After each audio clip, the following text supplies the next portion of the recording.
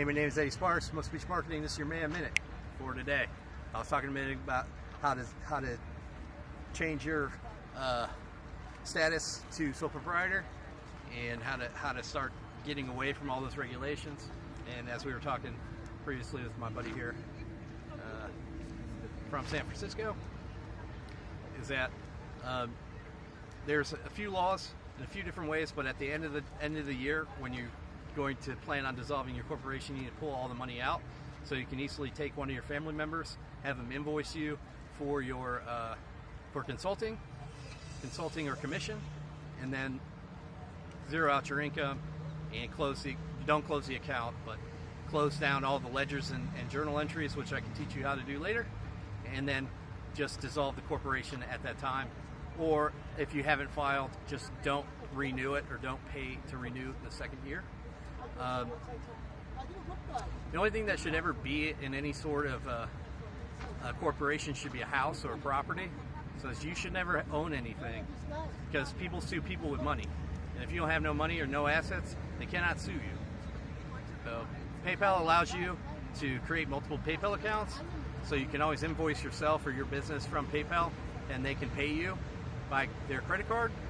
And that is an easy way to have expenses that come off the expense report that actually the business has to pay for.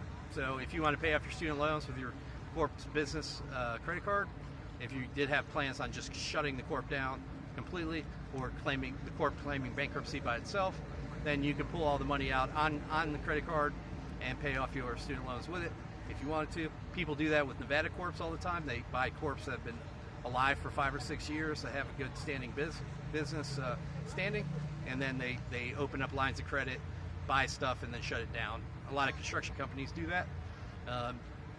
It's an easier way for them to get around the rules. It sucks for the bank, and maybe over time it hurts the economy, but at the same time you're spending a lot of money and you're only dicking over the banks. In very few instances will the banks ever really catch on or care, because the banks make a lot of money. So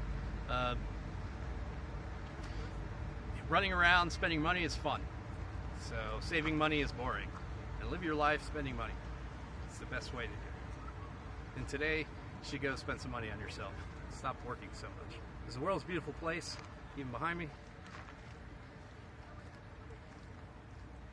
If you have a lot of residuals and stuff, you need to have a lot of salespeople or commission or consulting going on to zero out your income. Some people do like to have a 501c, so they have some sort of charity and give some money to charity.